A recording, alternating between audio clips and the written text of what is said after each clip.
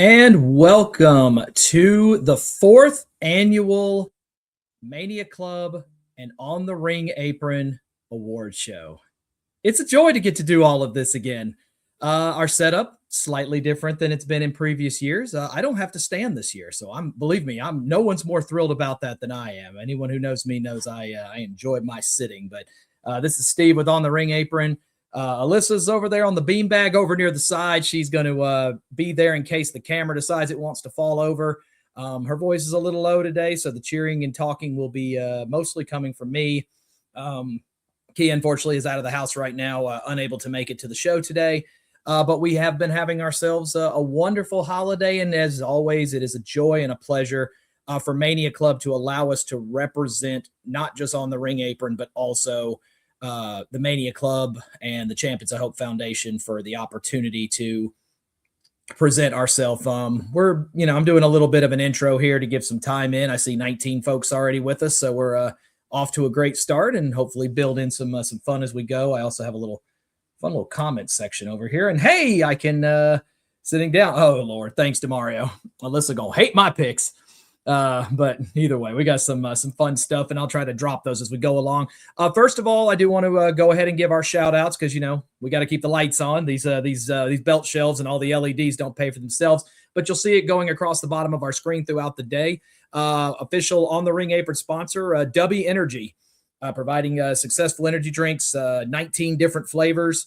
A whole bunch of different things. We got to try an orange cream flavored one that's out in front of you right here. It's got the little trophy that I got from Anna over there that tells me I'm the best, and she's absolutely right. I am the best.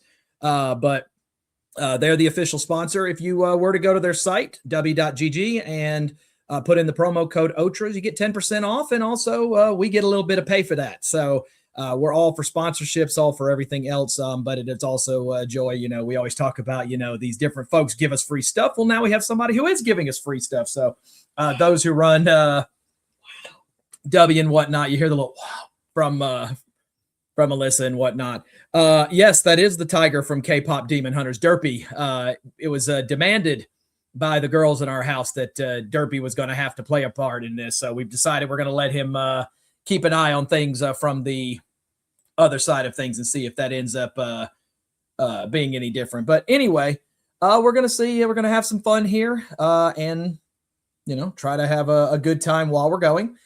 But anyway, with that, no further ado, let's go ahead and get to the presentation. So I'm going to drop this on the screen here and we'll get started.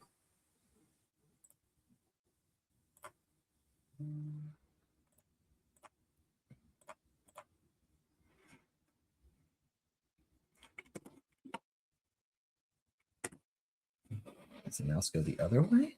This is what happens when you do things live. It sometimes doesn't quite work out the way you envision it, but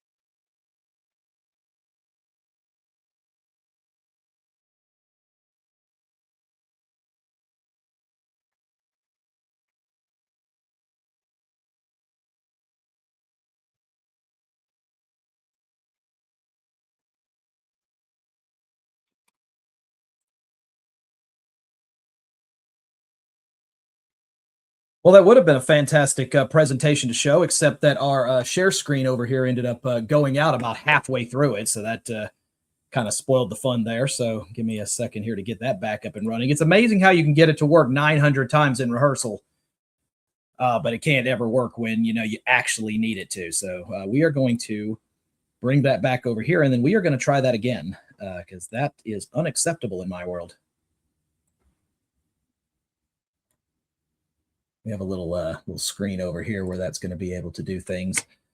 There we go. And put myself back on the screen here. So sorry about that. A little bit of technical difficulties. Like I said, it can work 100 times in rehearsal, but then somehow it'll never seemingly work when the time comes for it to actually be used. So let's see if I can quickly get that back up and going here. There we go. That should take care of it.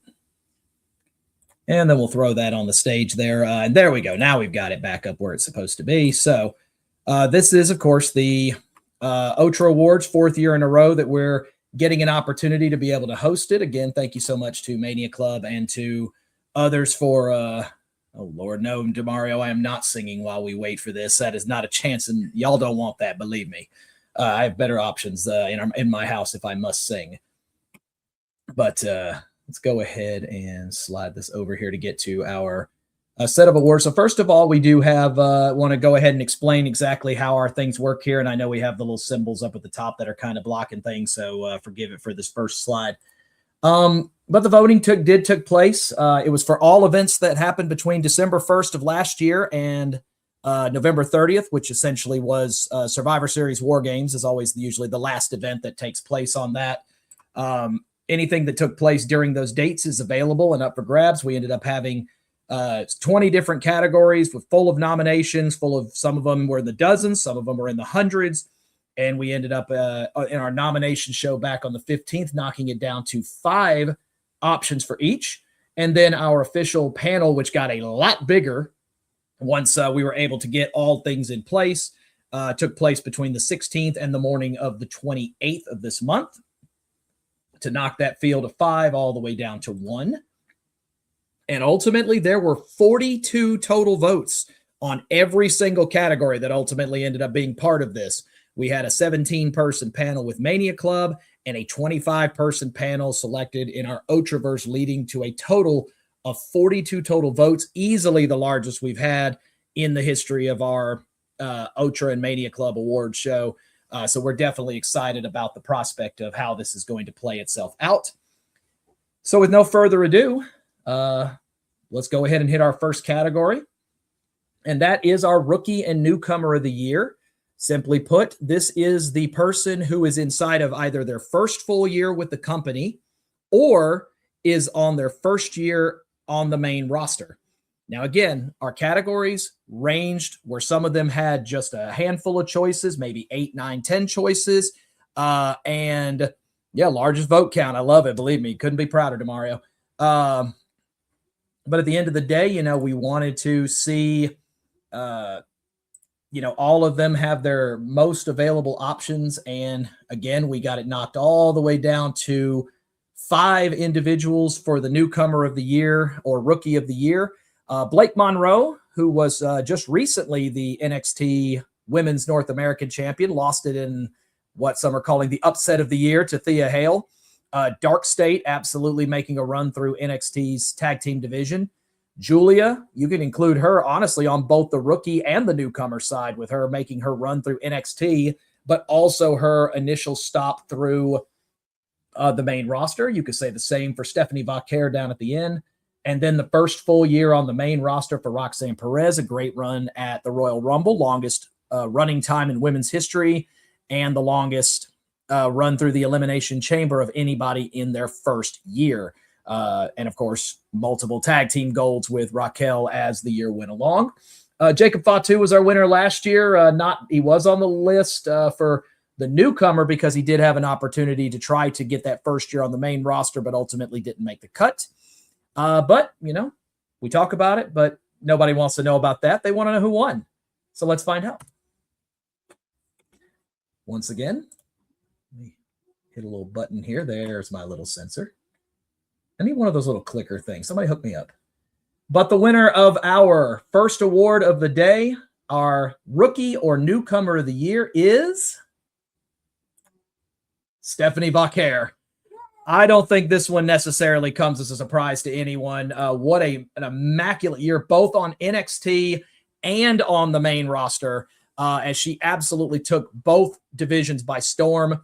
No pun intended to Jade Cargill, who we may or may not see later, but getting 76.2% of the votes. Roxanne was second with about 16, just under 17% of the votes. But this was an absolute runaway. I think this was our largest margin of victory of anybody on any particular category, and absolutely not a surprise that Vauquer was in a league all her own when it came to Rookie of the Year. Now the only question is, was it good enough for her to net anything else? I guess we'll find out. Dark State got robbed, according to DeMario. Yes, ma'am. She did her big one this year from Alyssa, so absolutely true. Let's move to number 2. And that is turning the page to our heel of the year, the ultimate bad guy. Last year, Dom Mysterio winning it in 2024, and he's back up there again to try to see if he can retain his heel of the year status. Excuse me. But some definite good heels in there along the way. All Ego Ethan Page. What a run as a monstrous heel down in NXT. Of course, we all know what Dominic's done throughout this year to try to see if he can retain his spot. Drew McIntyre, a consistent thorn in both CM Punk and Cody Rhodes' side. I don't think you got to say much about Gunther and what exactly he's done. Maybe the, great heel within the company in terms of old school wrestling. And then the only female nominee this year was Naomi with the great heel push after revealing that she was the person who attacked and put Jade Cargill through the car. Of course, that moment is what led to her inevitable heel push, and what a heel push it was with her new caution line, eventually leading to a cash-in and the Women's World Championship. But there can only be one. 4 bad boys, 1 bad girl. No, DeMario, the host, did not help set that one up. This is nothing if not legit. No, she really did make the top 5. But the question is now, I can see if you could blame me if she wins. But let's find out if she did. Who is our ultimate heel of the year for 2025? And it goes to back to Dominic Mysterio. Dominic once again putting up another fantastic year, and this year doing it in 2 brands, doing it just like he did in the main roster in NXT. This year doing it in main roster and with the new acquisition of AAA, and he ended up scoring over half, actually exactly half of the total votes amongst everyone. So a pretty convincing win. Naomi did finish second on the list, so a lot of people thought Naomi got a deserving push. Gunther and Ethan Page also getting respectable vote numbers there as well. You can sit here and say, hey, and Mike, it's legit. Okay, now. But, you can go through all of this. But at the end of the day, Dominic Mysterio continues to show exactly what it is. And for a person that, when Dominic was first coming in, I think a lot of us thought, oh, he's too sweet looking. We've always known him as that cute little kid when the stories with him and Eddie Guerrero and Ray. There's no way he could be a bad guy. And now there's a person that you may not boo louder. But there may not be anyone that, ultimately gets booed louder, maybe other than, Gunther right up there. But Dominic, for the second year in a row, taking heel of the year. We'll see if the voters want him back to take a shot at a 3-peat for next year.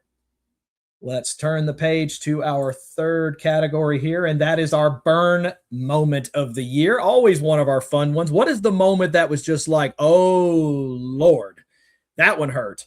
And we had a lot of good categories. This was one of those that kind of rolled out for about 20, 30 different nominations, and reducing it down to 5 was very difficult. But just going in chronological order, we have the New Day 10-year celebration, telling Big E he's never going to be cleared, almost leading to tears in that building. And you know that if Big E, greatest Otra Award winner of all time, and it's not just us saying it, maybe Sports Illustrated will say it for Dom, but never going to be cleared.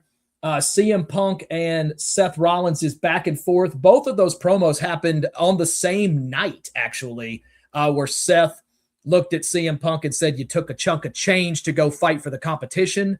Later that same evening, they went back head-to-head again, and for CM Punk coming back into Seth's face and stating that for 7 years they've chanted my name even when I was not even here. Who are they chanting for? Naomi once again makes it onto the panel in her bitter story with with her bitter story of her admitting to Bianca Belair that she was the one that pushed Jade Cargill, the tears immediately turning into anger. Once again, also our only female representatives on this particular one. And then finally, the final promo between John Cena and Cody Rhodes just before WrestleMania, when John Cena angrily told him, "I make empires for billionaires. You just steal money from their kids." And that one felt like a personal burn as well. Happy to see you, Gary. Happy New Year once again. I appreciate you jumping in here for a few minutes to join us. And, thank you all for the love that you do and everything else, and the appreciation. We've got some shout outs that are coming up here in a little while, and it's great to see, the powers that be stepping in here to support the show here at the end of the year, especially when everybody is doing New Year's plans. But with that, let's go ahead and find out who won our bird moment of the year. And that will go to, pause for effect, I make empires for billionaires, John Cena's burn on Cody Rhodes. And I don't think this one was much of one. A shot to the differences between the Triple H regime and the Vince McMahon regime, basically stating, look, I'm the corporate guy. Fine, I'll be the corporate guy. I will make empires for billionaires. This was definitely a closer one than the other ones we've seen. 35% of the vote going to that one. A dead tie between CM Punk's 7 years and the green one was Naomi's one with Bianca Belair back in March. But some respectable voting across the way, but it is John Cena that inevitably takes the gold for burn moment of the year. And that's actually the first title or first Ultra Award that Cena's ever won. Not that he's had many opportunities, and of course his final year to try to get onto our book. So we'll see how many that he is able to come up with. Happy New Year to Andy, who's jumped into our group here. So give him a little shout out over there. But with that, we'll move to our next category. And that is our oh wow moment of the year. What is the one that made your jaw drop? What's the one that made you just absolutely go, there is absolutely no way they just did that? I actually just got done watching the Unreal documentary on Netflix for the first time. Surprisingly, it took me that long. And it was really just a great showing of behind the scenes of just the oh wow moments and just how many people and how close to the vest that a lot of these were created. Demario saying Dom greater than Cena in the Ultra universe. And he may not be wrong. But last year, The Rock holding Monday Night Raw, telling him, no, just because the cameras go off doesn't mean I'm done. This is what happens when you F with the final boss. And that definitely made everybody cringe just a little. But on this one, our 5 nominees, Cody Rhodes ultimately hitting the Alabama Slam, putting Kevin Owens in a very unique position through a table at Royal Rumble for last year. Of course, John Cena's heel turn with The Rock telling him, cut the neck, cut the throat. Paul Heyman's double heel turn at WrestleMania, turning and low blowing both CM Punk and Roman Reigns within minutes of each other. And then the respective returns of both Brock Lesnar and AJ Lee within a month of each other. Both leading to some oh wow moments, ones that definitely, I don't think Brock's was necessarily a surprise to anyone, but AJ coming back after being gone for so long was definitely one that was a great moment. But let's go ahead and move to our selection here in terms of who wins. Our 2025 oh wow moment of the year goes to Cena's heel turn. And I don't think anyone will necessarily be surprised. I think there were a couple that were more head and shoulders above the rest. But it definitely, you could see over half the vote went to Cena's heel turn at Elimination Chamber. And when it's the ultimate story of the Unreal series that they did for Netflix, you can definitely see why it is. AJ's return finishing second on that list. Heyman's double heel turn also getting a respectable number of votes as well. But it is John Cena, after 20 years of hustle, loyalty, and respect, finally fine, Cody. You don't want to be the corporate guy. You don't want to be the Rocks champ. That's fine. I'll go be the Rocks champ. I'll take that. And getting a chance to see that moment. And also that feeling, that feeling in the pit of your stomach where your stomach just dropped when you saw Cena lose the smile and was looking at The Rock before you knew it was coming. Like even before the kick actually happened, that feeling in your chest that's like, oh, here it comes. No way. He's not really going to do it, is he? And yet he did. What a moment, to say the least. And I think that, as H said in the moment, if they wanted Elimination Chamber to sell because of something big, I think they accomplished the goal. Next up, our debut or return of the year. Last year, it was the debut of the Wyatt Six. What a moment that they had in 2024, completely laying out, well, everyone in the backstage area through gorilla position. Just an absolute demolishment of the entire WWE stage, universe, everything. And so whoever was going to be up this year was definitely going to have some big shoes to fill. And you've got 5 nominees that are up there, all of them worthy in their own respect. AJ Lee needs really no introduction, 10 plus years away from the business, now standing here once again as a SmackDown superstar, with a lot of people thinking that she was never going to lace up her Chuck Taylors anymore, but yet here she is. Blake Monroe, shockingly coming from AEW to make her debut, previously Mariah May over in AEW, and now you have her as Blake Monroe here in NXT.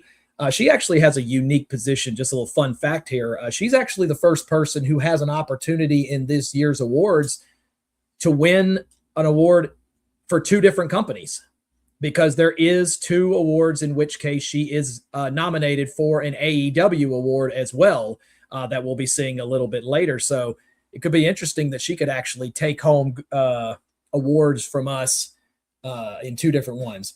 John Cena's return and the entire scenario of his retirement tour, really doesn't need much more to that.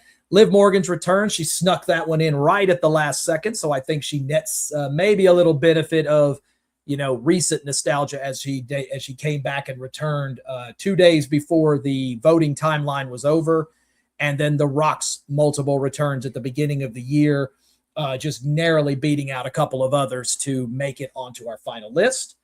But there can only, again, be one, and that will lead us to the winner of the 2025 debut or return of the year. It's AJ Lee. And believe me, no one was shouting at this screen louder than I was, except for maybe Punk himself. But he looked like a proud papa standing over there as his wife came out, and Chicago went completely nuts for AJ. And I think the voting is pretty respectable on this one as well. 2/3 of the votes going to AJ Lee. That was a huge moment. I've been to PLEs this year in which I heard crowds not that loud as it was that night in Chicago. And AJ, putting back on her Bite Me shirts and everything else. Just what a moment for her to come back. Respectable numbers for both Liv Morgan and for John Cena. But it's AJ by far and away a long shot on this one, and I think definitely well deserved. Let's continue forward, and that will put us into our final 2 categories for the first half of our show. We are moving a little bit quicker because that was something that was asked for, so we're trying to keep it at about an hour, give or take a little bit. And right now we're sitting around 26 minutes. Oh, good Lord, DeMario. Can we call the AEW award the Testy? Oh, Jesus. Let's go and throw that up there. What do y'all think? Should we also, I want some names for our trophies and our awards. Do we want to actually put something together? I mean, we have enough popularity amongst the NXT folks in the Performance Center. Can we actually turn this into a thing? Maybe create some little miniature trophies like what Anna got me over here, and we could actually send it to them. Can we make this a thing? What do you think, Gary? Can we make this happen? But let's find out. But either way, the first of our final 2 categories on this front half, then we'll take a real brief intermission, and it's our NXT female and male superstars of the year. We do begin with the female superstars, one that always sits near and dear to both my heart and, of course, to good old DeMario in there. Jada, as he said, got robbed last year. I thought Kalani got robbed last year because it was ultimately Roxanne Perez who took the female superstar of the year, not eligible this year. So we do have some good competitors, and each one of them in their own right, is deserving of being on this banner. Gary saying we can make anything happen. So let's make this. I would like to see this a thing. Let's see if we can make this happen maybe starting next year, or hey, if we want to throw something together for this year, I don't mind doing it. But our 5 superstars available for NXT Female Superstar of the Year, in what was a very unique year, because you had NXT superstars wrestling not just in NXT, not just every now and then on the main roster or in main roster PLE, such as Evolution, Elimination Chamber, Royal Rumble, etc. But then you also had them wrestling in AAA and in TNA, and even a handful of them went over to Japan. So you have superstars from NXT, male and female, going all over the place.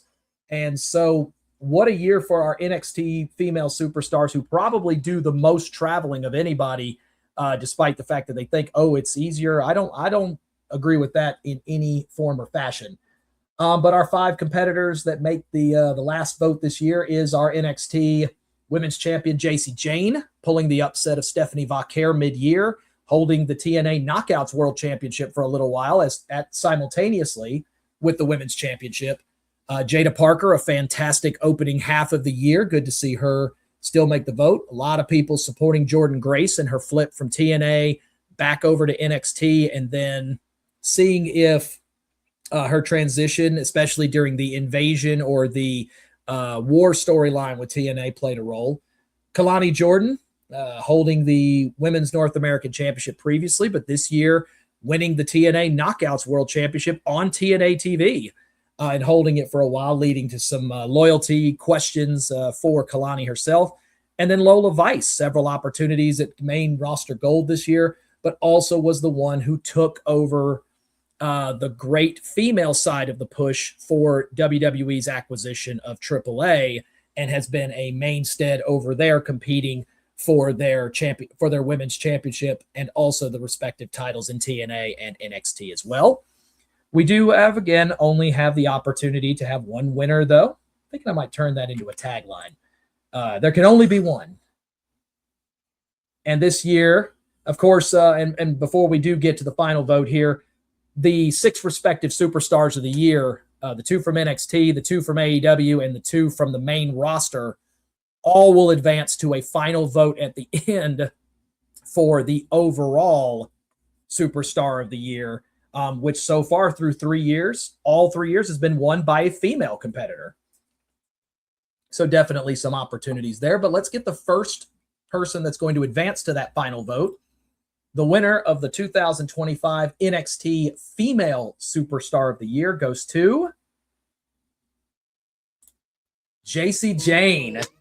Jason, and we got some yays from our little in-house crowd here. But Jacy Jayne, I think a lot of people said maybe forgotten about, maybe one where she was kind of just falling to the back, the long lost member of Toxic Attraction, trying to now lead her own group. Fatal Influence kind of at the beginning of the year, sitting almost in a boat, but a boat that seemed to not be going anywhere. But inevitably that upset win over Stephanie Vaquer just shot her to the top of the rankings, and the win to win the Knockouts Championship as well just kind of solidified it. And she has taken on any and all challengers. The very brief loss of the title for about a month to Tatum Paxley, really the only blemish in the second half of the year for Jacy. And now you've got Fatal Influence feeling very much like Toxic Attraction did a few years ago, where they're inevitably holding most, if not all, of the gold soon enough. But as you can see, the vote was very close. Jordynne Grace nearly sneaking in there and pulling this one out in her first full year with NXT as well. Also a respectable vote for Kalani Jordan and for Lola Vice as well. But it is our NXT Women's Champion, Jacy Jayne, winning Female Superstar of the Year. I believe that matches up with NXT from yesterday, and advancing her to our final vote for the overall Superstar of the Year. Gary also putting in their recency bias had had him thinking Sol Ruka. And I was actually quite surprised myself that Sol did not make this group.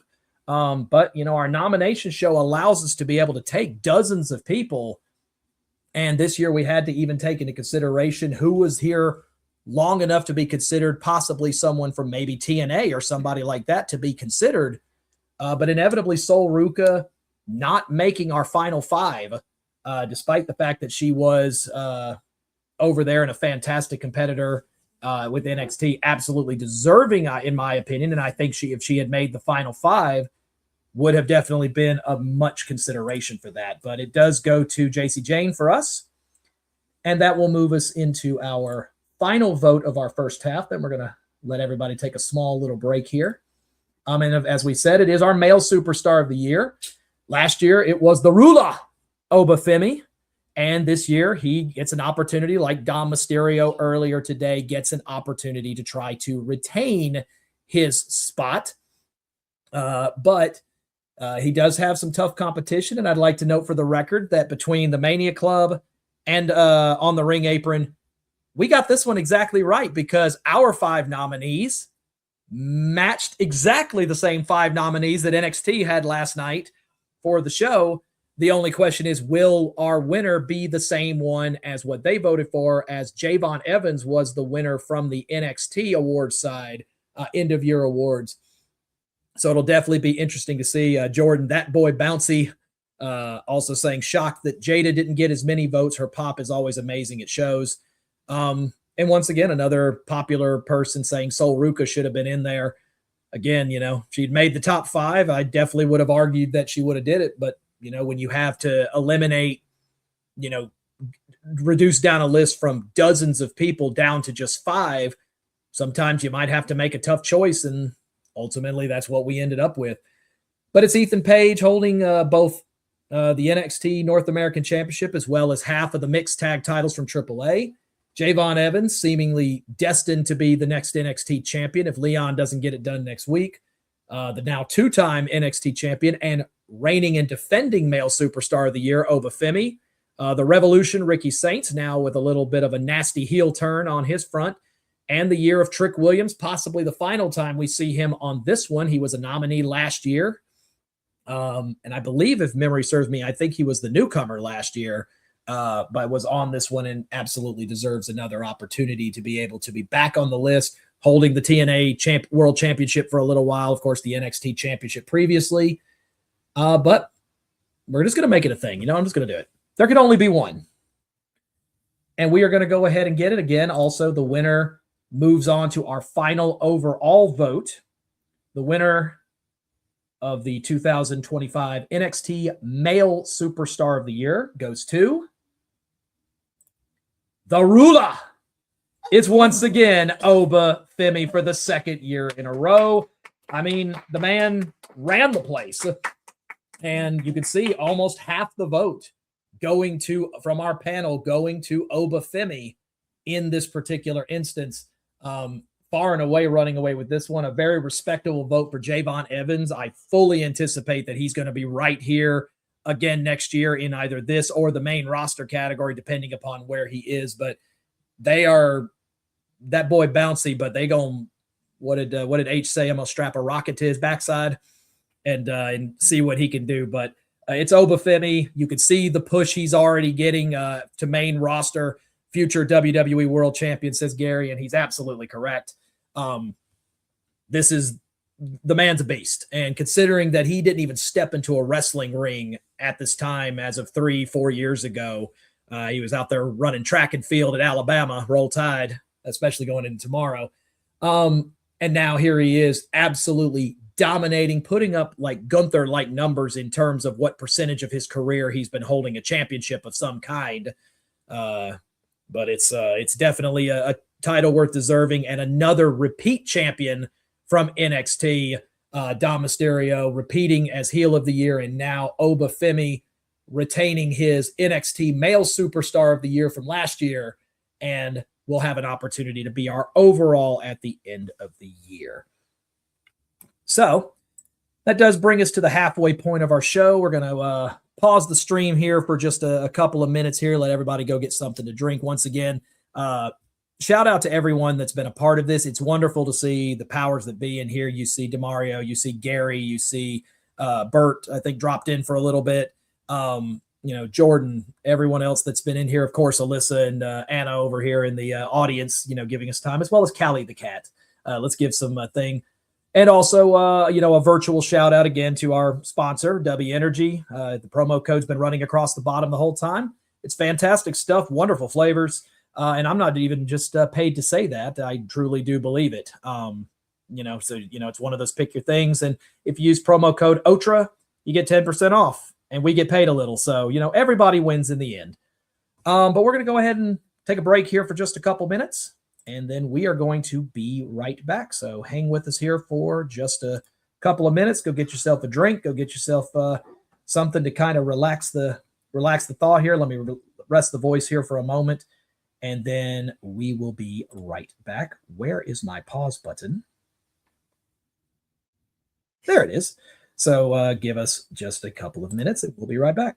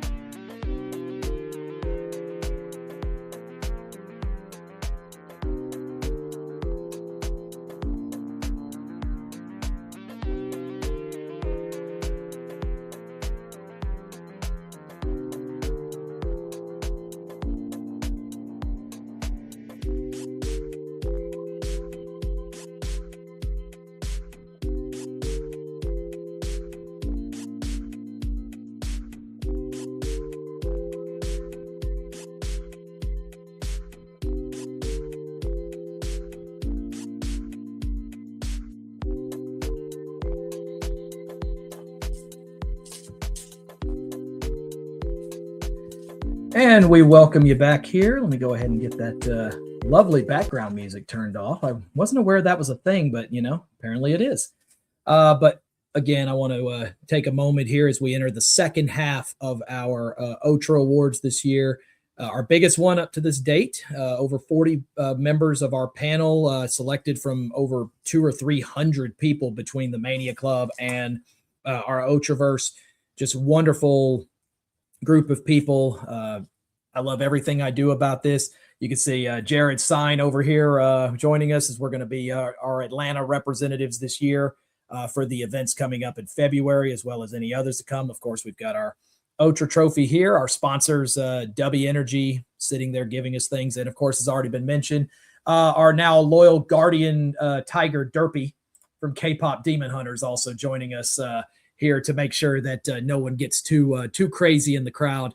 But also, this is one sweetly given to me by the girls, so I wanted to let them be a part of all of this. But on behalf of myself and, myself, Alyssa, Kia, Landon, everybody, the girls, everybody who gets to be a part of this, it is a fantastic and absolute honor and joy to get to be a part of this all the time, to get to feel like, I have the prestige and the importance to do something to represent Mania Club this way. I'm hoping that, it brings light to everything that we do. It was another wonderful year for our entire club, and I couldn't be prouder to be a part of this group. We joined originally when there was maybe about 2,200 people. Now, 200,000 plus. I don't. What's the Gary DeMario? Either one. What's the actual number we're at right now? I'd be curious to see. But we were somewhere in the early 2000s in terms of total members when we originally jumped in. Alyssa joined us. We were maybe at like 40 or 50,000 at the time. So it was definitely something else. She's correcting me. She said 13. So somewhere along the lines we got that big jump. But I'd be curious to know what our member count is right now, because it's insane to see how it is. Gary, you absolutely took the words out of my mouth. It's going to be a special year in 2026, and I'd like to think that I'm privy to things maybe just a hair sooner than everyone else is, but at the same time, I always get just enough surprises and just enough things to where we get to go along for the ride. And now we have even more little people that have decided to join up with us, and we might be having to spend a pretty penny on what would it be, 8 jerseys this year instead of 5. Gary says north of 215,000 people now. Just ironically, I watched a video the other day, Big Hirsch putting out a video out there for Thea Hale standing in front of the 100,000 jersey that a whole bunch of people signed.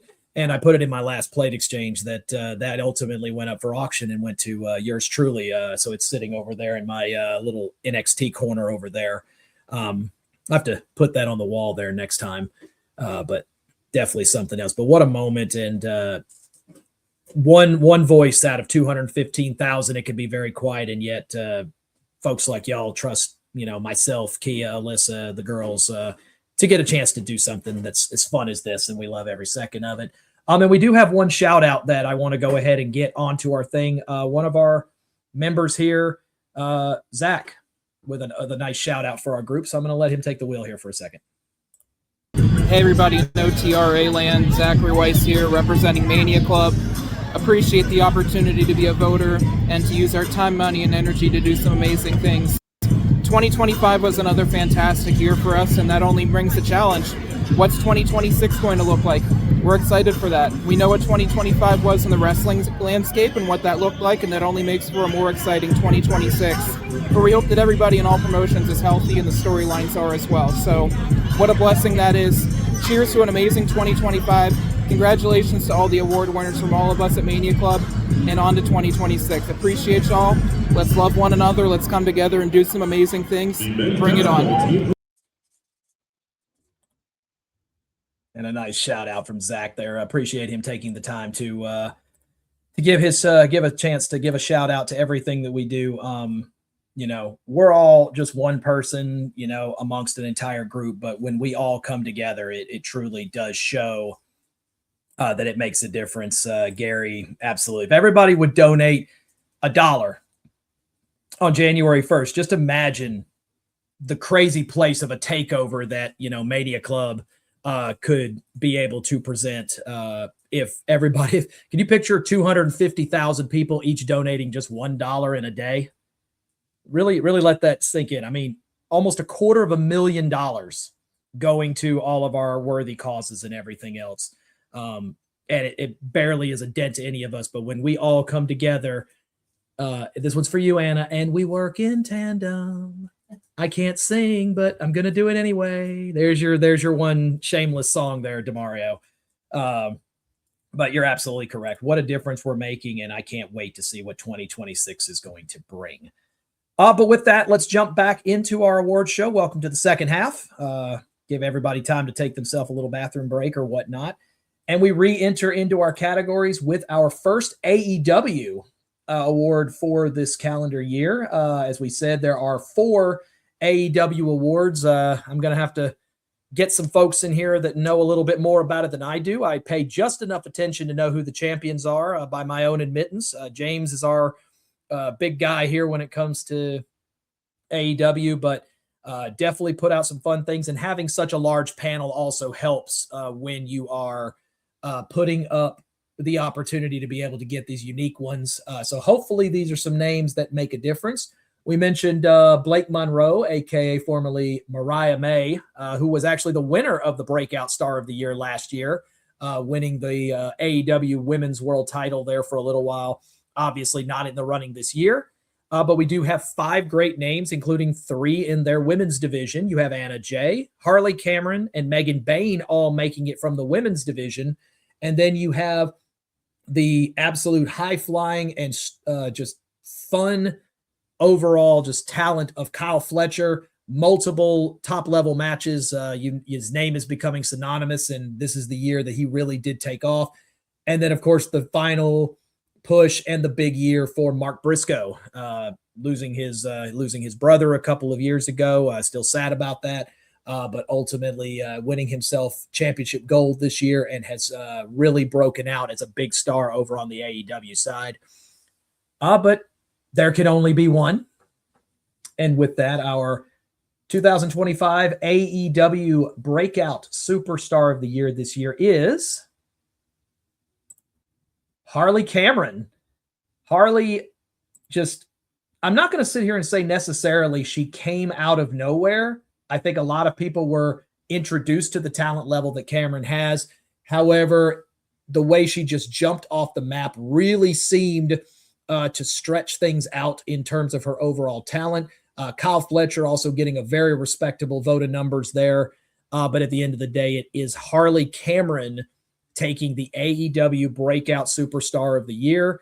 And you will wait to see, is she on her way to any type of AEW championship gold this year, assuming Mercedes will let any of it go.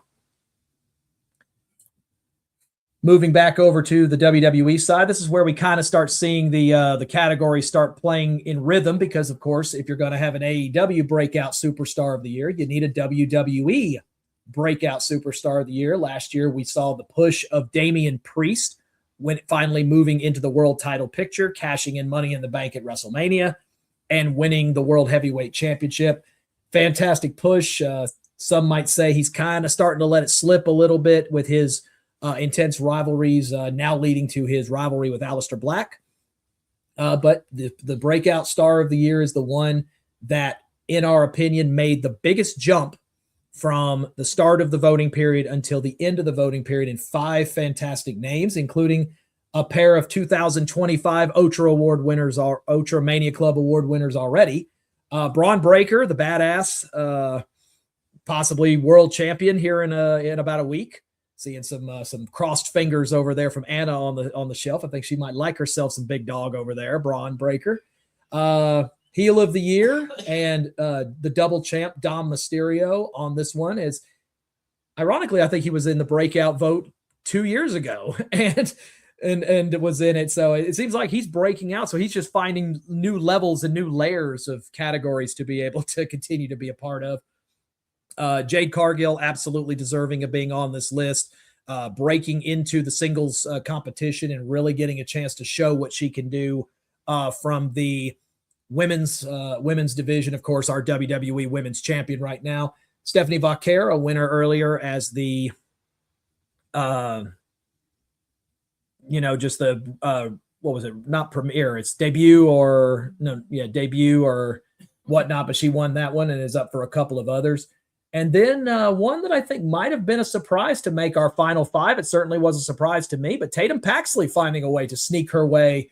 I think the later push of her championship run being later in the year, I do think helps to play to her advantage, because sometimes it's real easy to forget what happened at the beginning of the year and be willing to go look at necessarily who's not for better terms, who's hot at the time, who caught fire at the right time, which is right at the award time or voting time.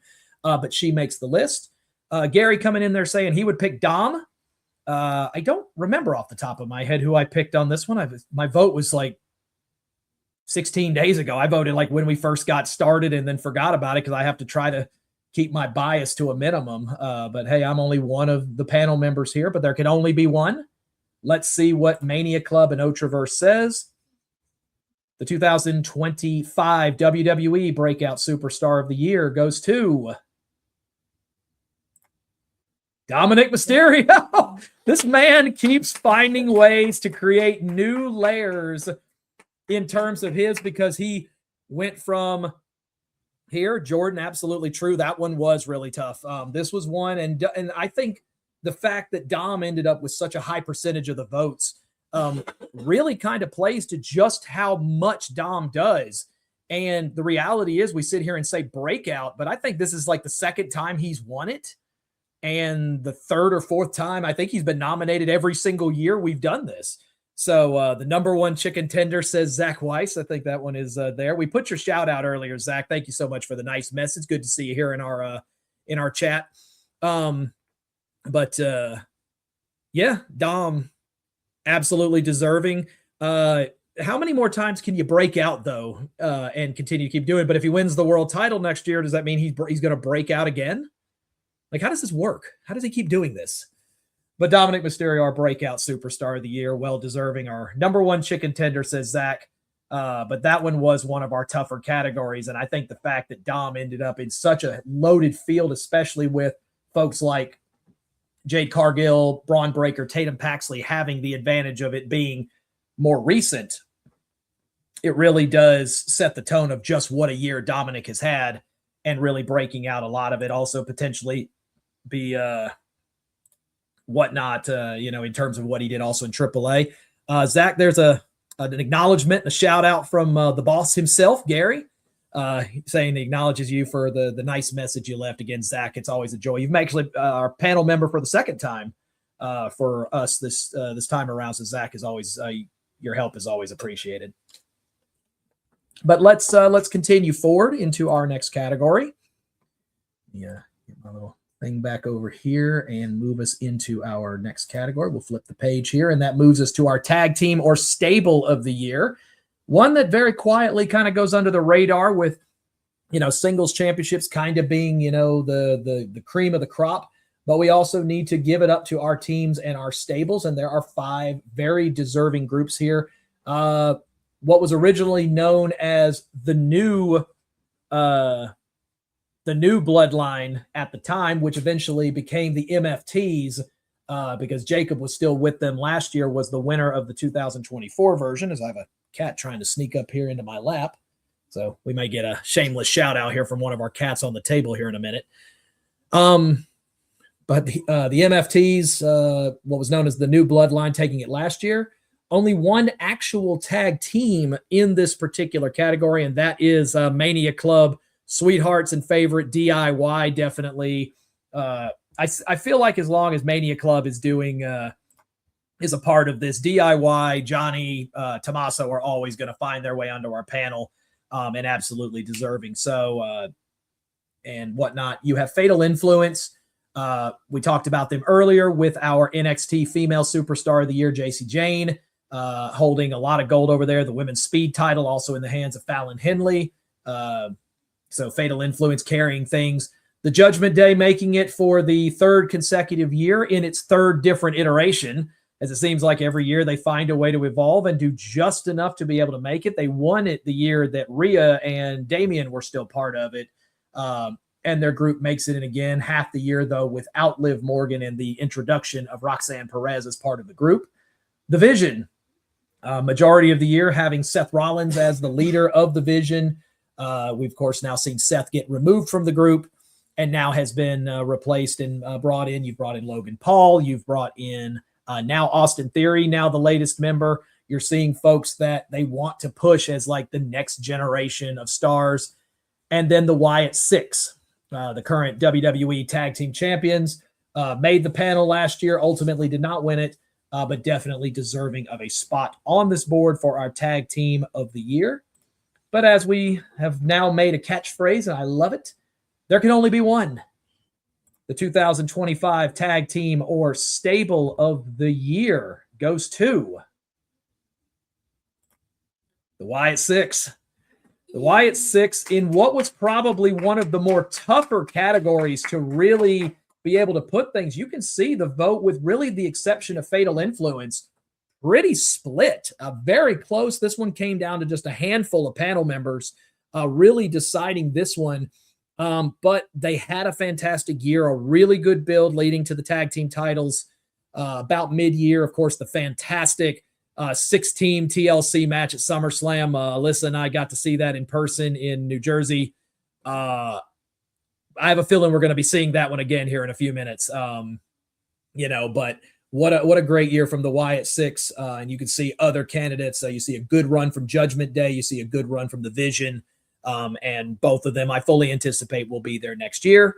But it is the Wyatt Six taking the award for this year. Next up on our panel is the Promo of the Year. Probably one of the more fun ones we have every year. This is not an oh wow. This is not a burn. This is not a this is just straight up backstage promo, or grab a man, give the man a mic, and just let them go to work. No lead up to a match, no lead up to anything along the way. It is simply just hand somebody a mic and watch them go to work. I am going to turn off my panel down here for just a moment for our W Energy sponsor so you can see the whole thing. But it is very similar to Burn of the Year if the point of it was to burn somebody. So you could possibly see some similarities as we do see two things return. The New Day's heel turn, telling Big E he'll never be cleared, and finally completing that heel push at their 10-year anniversary. Also, Naomi's promo with Bianca Belair in March, where she admits that she's the one that attacked Jade Cargill, the tears leading to the anger, the bedazzled neck brace. I mean, come on, the whole thing sold itself well, and inevitably led to me creating a new show, The Contrarian. I guess I needed to find some more time to put some more episodes. But also three other good ones in there. Oba's great promo in February saying, I control the narrative. I'm the captain now. I run the ship. Fantastic promo down in NXT. CM Punk's conversation with Cody Rhodes just before the Royal Rumble happened here in Atlanta, saying, everyone else is going to stab you in the back. I'll at least look you in the eye, and I'll tell you I'll stab you in the front. A great way to drop that final promo just before the Royal Rumble. Of course, Rhodes and Punk, some of the final ones that were in the Rumble this year, inevitably neither of them winning it with Jey Uso going over. But it did lead to a fantastic story between the two. And then, of course, down on the end, the John Cena pipe bomb, an infamous play to CM Punk's pipe bomb from back in 2012 with him airing out his grievances. But Cena, while Punk was sitting and had been thrown to a table, he goes through, he mentions a few names on camera that are not with the company anymore, and basically states his piece on the matter. And he had to have had an absolute blast doing that one. You knew this one was going to make it.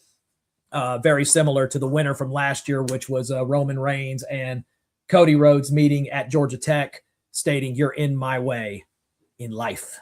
And, of course, that led to them teaming up. Now they're kind of back at odds again. So we'll see what the Tribal Chief and the American Nightmare have. But, again, there can only be one. Let's find out who takes it. Our 2025 WWE or NXT promo of the year goes to... Could have been doing this the whole time. The Cena pipe bomb. And I don't think this one necessarily surprises anyone. The pipe bomb, absolutely deserving of it. It did get nearly half the votes. The entire retirement tour was just one where you could tell it was just Cena wanting to not just shape the future, but also you could tell he wanted to have fun every step of the way. And when you finally got into that story with CM Punk, seeing the roles reversing, Cena now as the bad guy, seeing him sitting over there while Punk has to lay uncomfortably laying on a table while Cena is dropping bombs on everybody else. It was fantastic to see. You can see a pretty even split amongst everybody else. In fact, it's a three-way tie between Naomi, The New Day, and Cody and Punk for second place. So this one, maybe Cena reaps a little benefit of some split voting down at the bottom, but in the end, I think he comfortably wins this one, but the Cena pipe bomb takes our promo of the year. Throw some things up here because I just realized my banner is still up, but let me go and throw that back in the bottom because, hey, Daddy's got to keep the lights on. Bert dropping in here. Thank you so much for joining us here. But seeing watching Punk sit in the corner for an eternity made it hard to suspend disbelief. I absolutely agree with that. But also you saw Cena having to lay uncomfortably. If you go back and watch Punk's pipe bomb years ago, Cena with his neck kind of curled up on on the table. He looked very uncomfortable through all of this as Punk started name dropping across everybody as well. Bert, thank you so much for everything that you do as well. And Demario will tell you, I like you said you would do for us last year. I sang for a couple of seconds for Anna over there in the audience. So, I'll take my credit and move forward. But let's see, where are we at? Hello, and the cat joins me again over here. Let's move back over to AEW. And now we're going to enter into our two categories for the match of the year. This is that unique part of our award show that makes this a little more special, and in this one particular year, very unique. Let me explain. Blake Monroe has been nominated for several categories over in NXT, but her match with Timeless Toni Storm, the Hollywood ending match for the AEW Women's World title, all the way back at the beginning of the year in March, or near the beginning of our voting segment, is up for match of the year. So it leaves Blake / Mariah with an opportunity to potentially win our award working for two different companies. So let's see if that's enough. Her match with Toni Storm, the Hollywood ending from Revolution, making it there. Also from Revolution, Will Ospreay and Kyle Fletcher in their steel cage match from Revolution. The summer blockbuster match, the second coming between Will Ospreay and definitely Mania Club favorite Swerve Strickland, making it here. He was our AEW male superstar of the year last year and could very well be up in the running again. We may see him a little later. And then two matches from All In Texas, the Hangman Adam Page and John Moxley for the world title in the Texas Death Match, and the Women's World Championship match between Timeless Toni Storm and Mercedes Moné. The match, of course, infamously handing Mercedes her first loss since joining AEW. Before, of course, she would start her run to win, like, what'd she get to? Like 12, 13 championships before. But you can see that the decline is starting now. I think she's down to 9 or 10 now. So the decline is starting. But some absolutely fantastic matches. Even if you're not a hardcore watcher of AEW, these were still ones that were worth jumping back in for and well-deserving. But there can only be one. Let's find out who the AEW match of the year goes to. A little drum roll from Anna over there. I love it. And it is Mariah May and Toni Storm, the Hollywood ending match back in March, taking the championship. So despite the fact that she has worked for over half the year with NXT, Blake Monroe / Mariah May taking home a Mania Club Ultra Award with a very narrow victory over the match between Timeless Toni Storm and Mercedes Moné. But it is ultimately the Revolution match, the Hollywood ending, where essentially Mariah was shown the door. But they considered that to be our AEW match of the year and well-deserving. A good showing by the women this year, as you end up with the top two matches from AEW this year, both being women's matches. Good showing and Toni Storm being in both of them.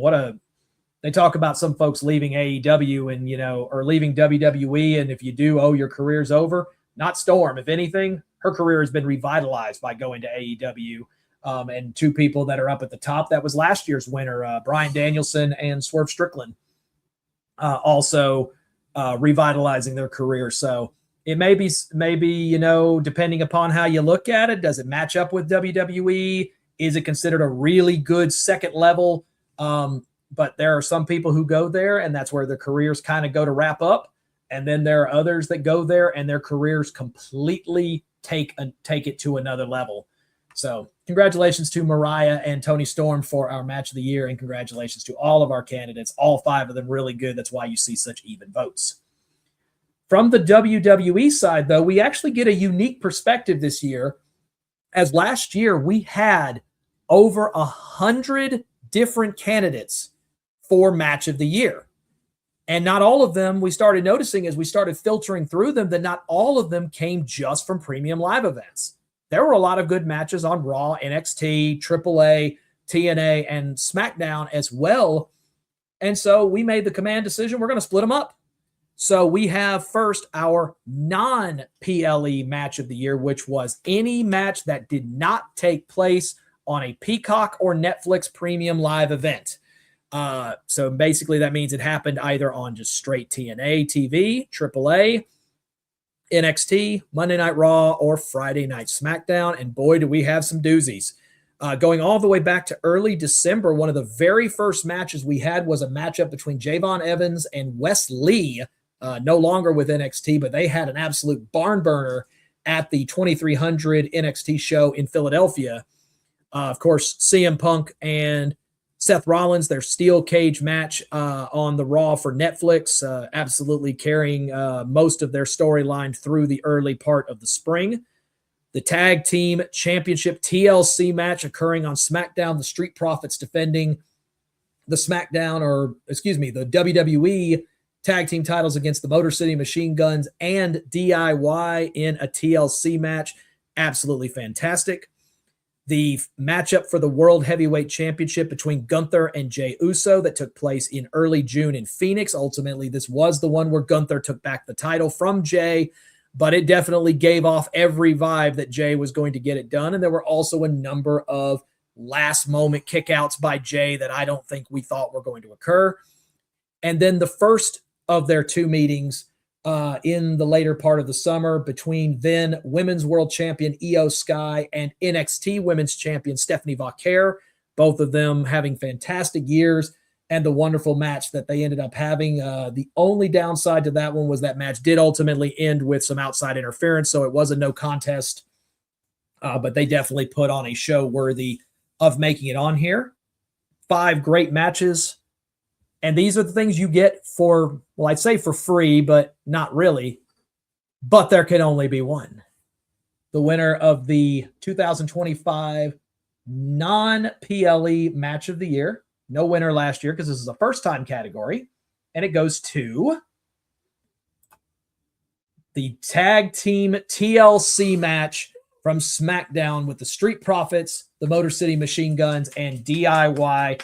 To think TLC matches are something that are far and few in between, and yet you got this one for free, as long as you had USA, of course.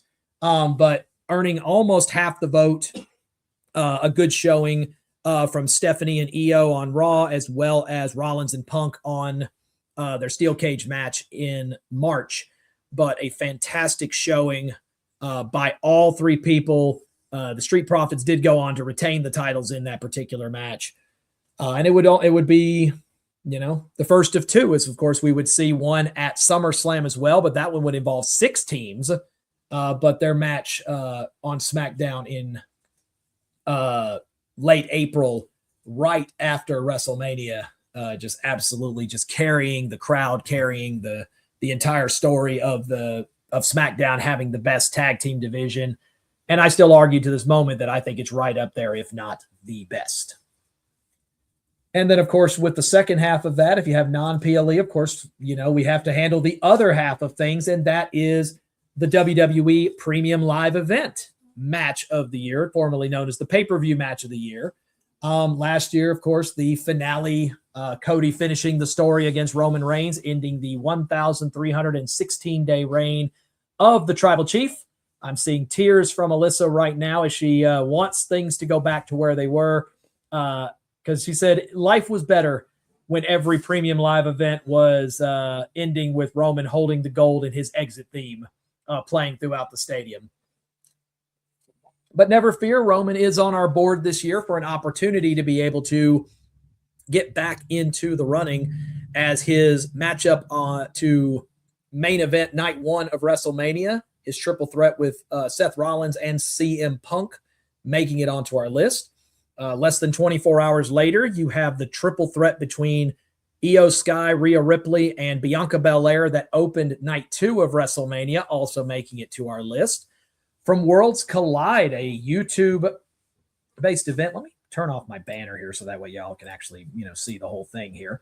But the AAA championship, mega championship match between El Hijo del Vikingo and Chad Gable, making it onto the list. That, of course, happened on Money in the Bank weekend, where Gable totally only wrestled one match, and his apprentice El Grande Americano competed later on that weekend for an opportunity to win Money in the Bank. I don't care what you say. That's two different people. Judge that as you want. What most people would say was the Premium Live Event of the year. Surprisingly, not an Ultra category for us. Maybe we should make it one.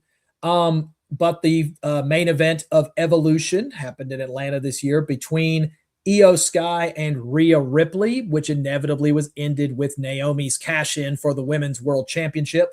And then the match that happened in October at Crown Jewel between John Cena and AJ Styles, a match that strictly happened just because the people asked for it. No story, no reason, no need for somebody to go beat up somebody or anything else. It's just, we want Cena and Styles. All right, you got it. No further discussion needed.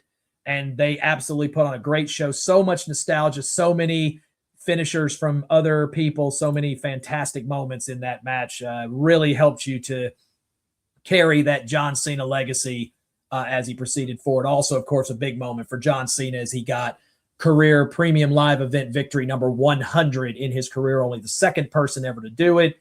He does retire second on the list with exactly 100 PLE wins, only behind 108 held by The Undertaker. But there can only be one.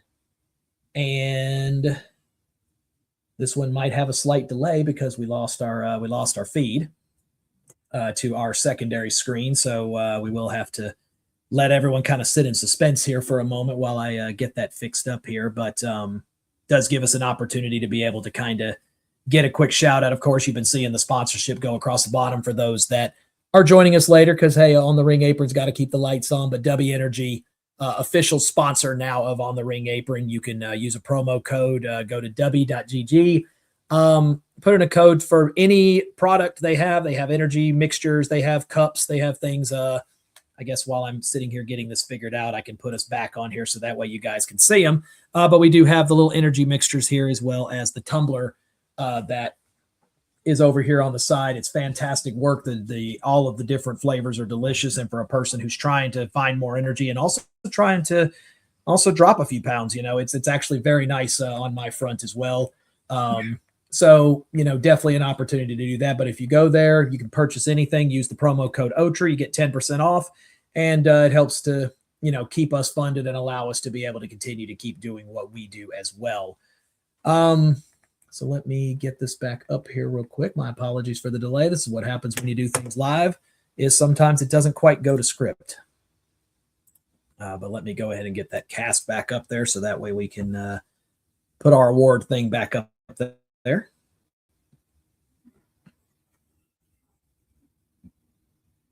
There it is. And go ahead and share that. Put that back on our stage here. Perfect.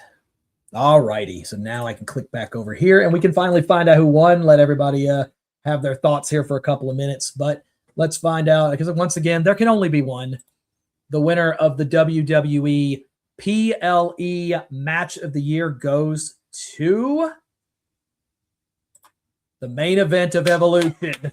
And there was absolutely no doubt, definitely in our house, of this one needing to be the one to take it. And it's not just because of, the love for Naomi and her cash in.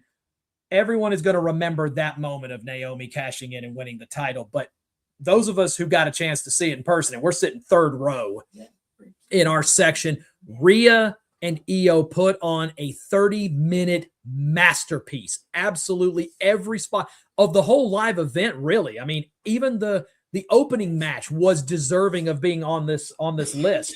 The entire card was immaculate. The women showed up and showed out, but Io and Rhea most definitely put on a fantastic show. This was our closest vote of any of our particular votings, as you actually see, very close to a tie. In fact, this only won by a single vote on our panel, because you can see 26 and 26 going for Cena and Styles, and for the Io Rhea Bianca match at night 2. So only by a single panel member. So we're just going to say this guy. Inevitably, this is what puts it over the top, as we nearly had a 3-way tie for this particular one.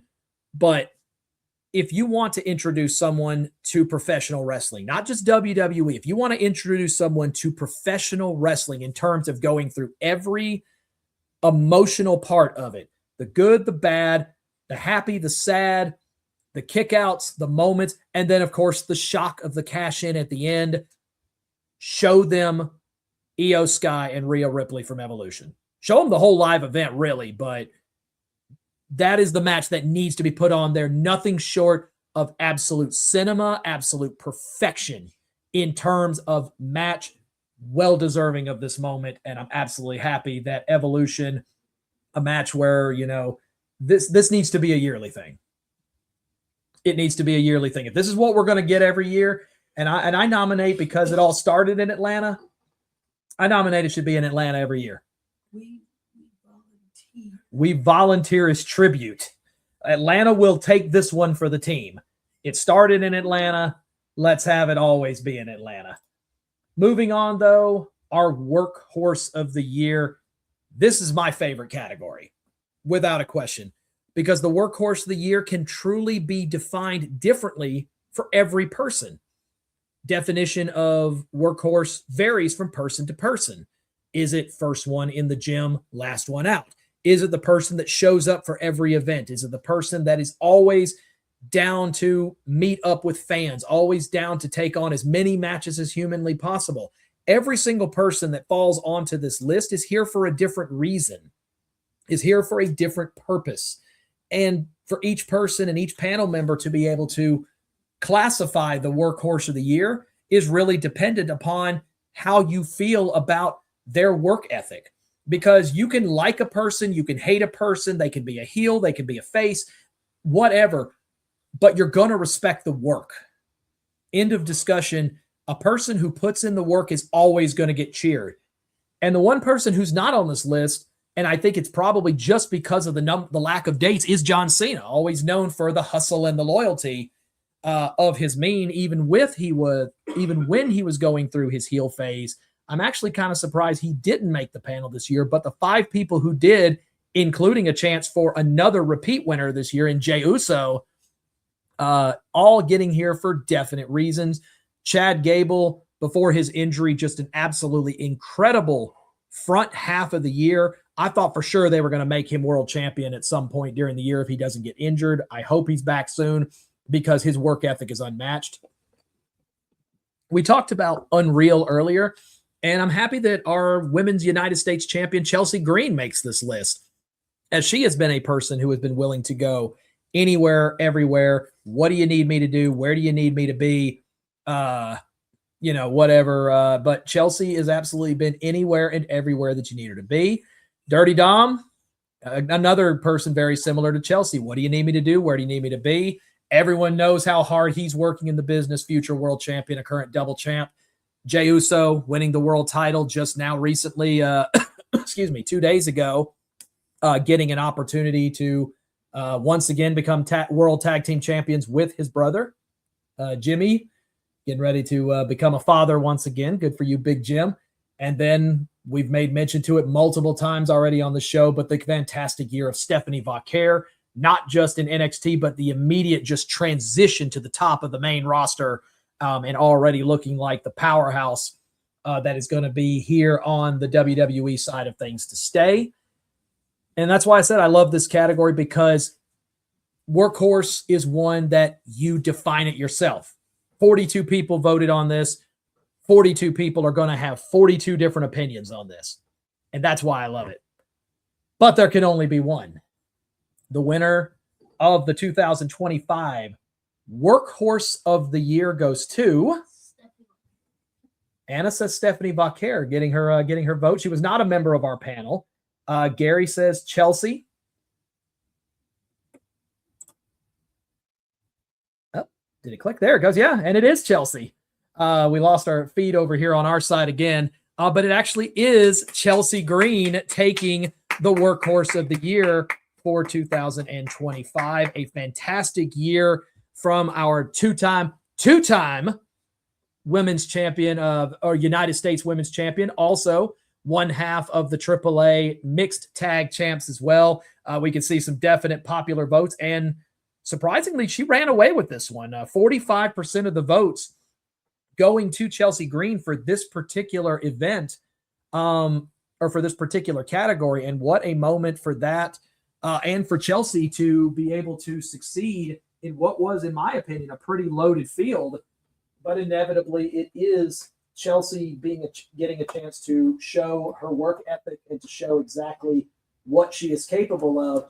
And it's proud to see exactly that it is getting rewarded in terms of, what she did. And you see a lot of popular groups, folks in here stating their things. We've got Let's Go, Jordan going with Chelsea, Alyssa, that girl was everywhere. And you're absolutely correct. Gary, yes, stating her piece.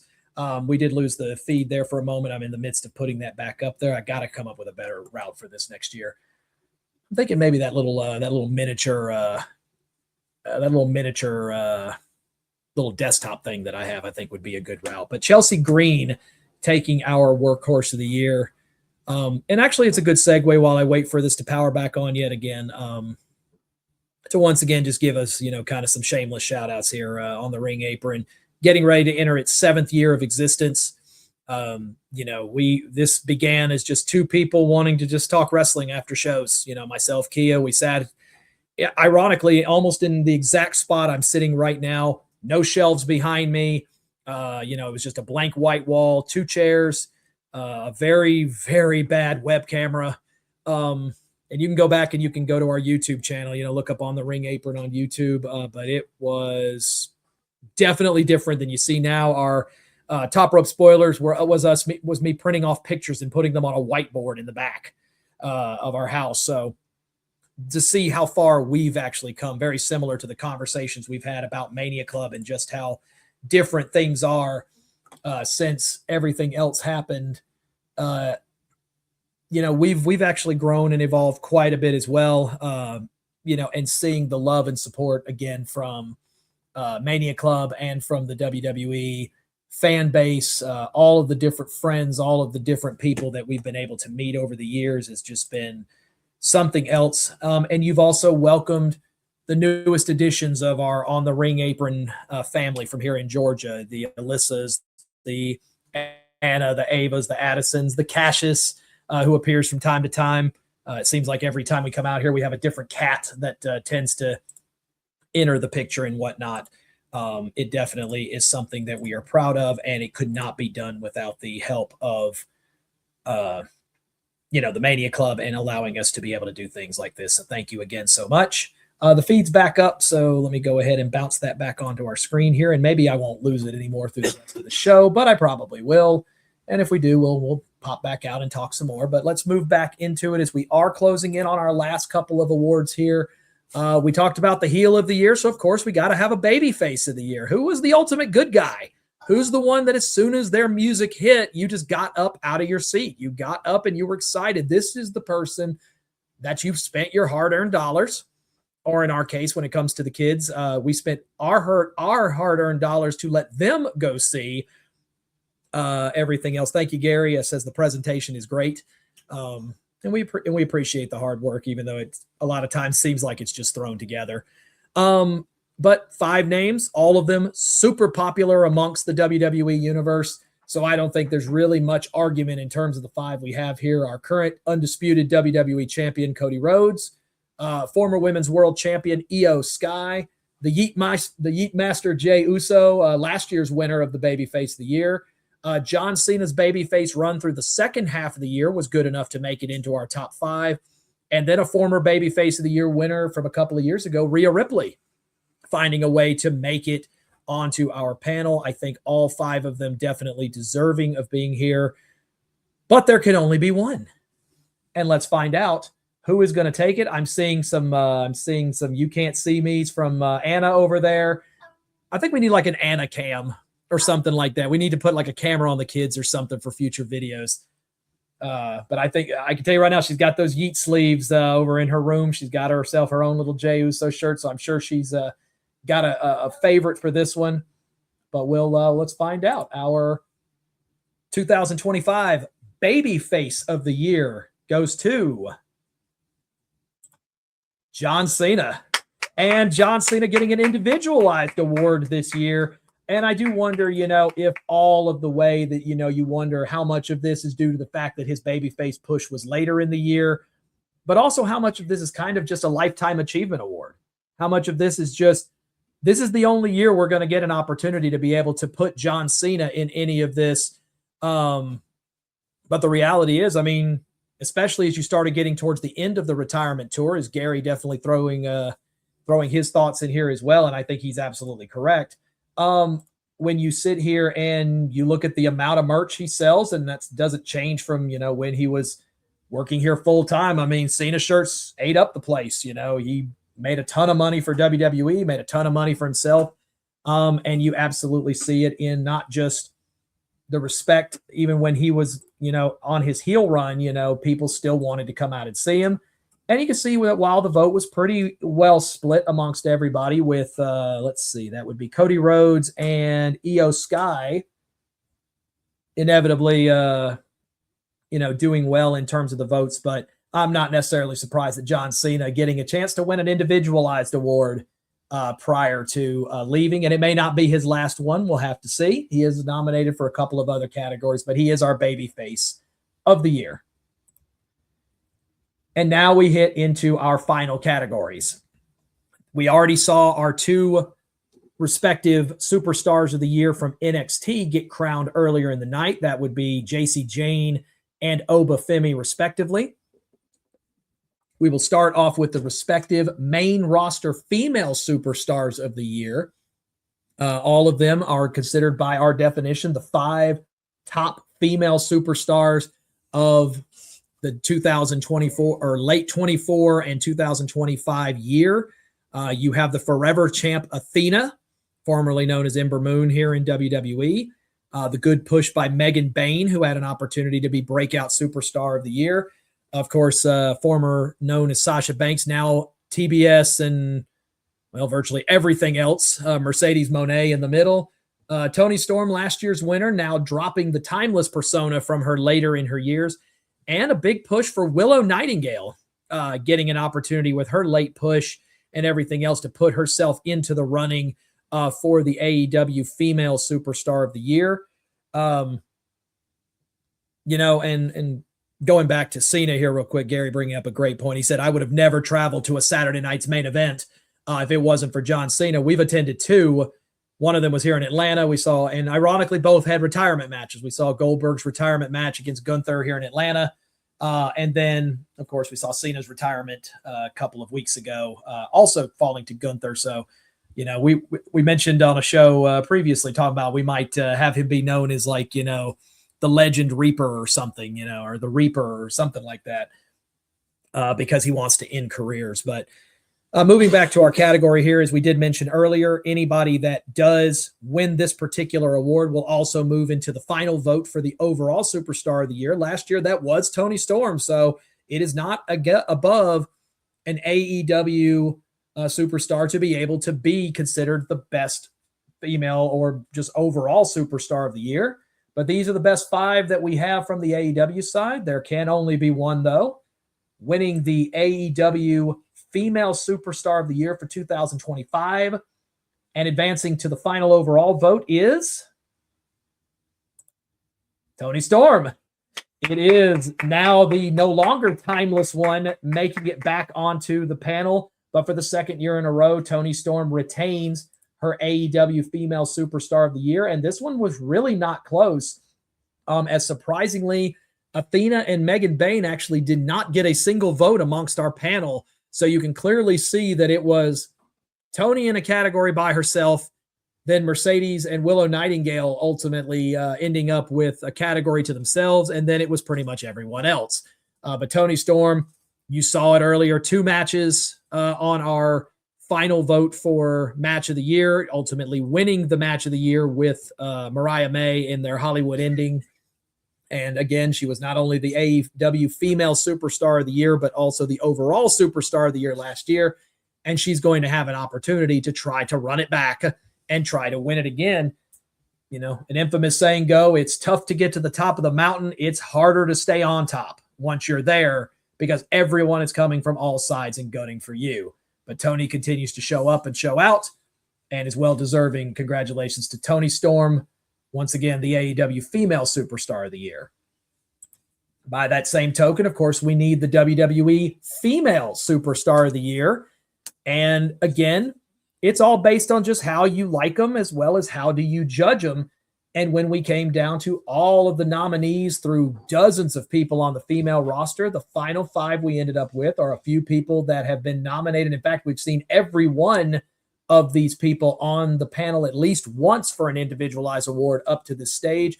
Chelsea Green, our workhorse of the year, making on the list. Former women's world champions Io Sky, Naomi, and Rhea Ripley all making it onto the list. And then the current women's world champion in Stephanie Vaquer, who, remember, about an hour ago won the debut or first year award. So she has an opportunity to win Female Superstar of the Year in her very first year on the main roster. And that would be something that, while not necessarily unheard of, is definitely something that's a push you just flat out don't see. Is someone getting that much of a push that quickly? But she does make the panel and has an opportunity to be able to win. Rhea with an opportunity to retain her Female Superstar of the Year. She's won it 2 years in a row and was the overall in 2023. So Rhea with an opportunity to be able to be Female Superstar of the Year. She's trying to three-peat this upcoming year, but there can only be one. Joining our overall panel and our 2025 WWE Female Superstar of the Year is Stephanie Vaquer. In her first year on the main roster, it's Vaquer not just being the top person in her first year, the newcomer of the year, but we end up putting her through as the Superstar of the Year. And I remember this is only based on her time on the main roster, because you can only be nominated for either the NXT side or the WWE side, is whichever side you spent more time in. Gary saying if Naomi doesn't get pregnant, she wins this easy, but did vote for Chelsea Green. And I mean, you see the vote. I mean, it's not like Stephanie ran away with this one. A very high vote. In fact, Chelsea only by, what would that be? A committee member or two, narrowly staying with Stephanie Vaquer. But this one came down to the wire. A very, very respectable set of votes amongst everybody. And you do have to wonder if maybe Stephanie netted the benefit of a couple of the other people that might have voted for, let's say, Naomi or a Chelsea Green, maybe because those votes were split up. That tells you something. But, when you have, a sixth of your committee voting for the person who finished last, and that was Io Sky, that's no slap on the wrist. That's nothing to hang your head about. This is a tough division. But Vaquer ultimately goes over. It was close, but she does narrowly go over the rest of the competition and wins the Female Superstar of the Year. 2 main categories to go, and that, of course, now we have to move to the men's side. The AEW Male Superstar of the Year. Once again, who was the best male superstar from the AEW side of things? We've seen all of their names already mentioned. Every one of them were involved in at least one match that was up for Match of the Year.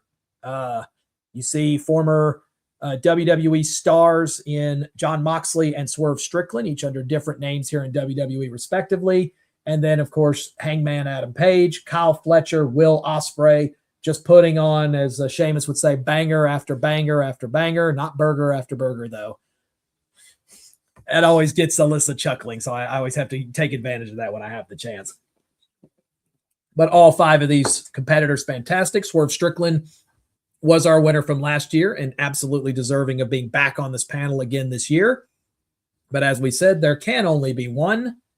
The winner for the AEW Male Superstar of the Year goes to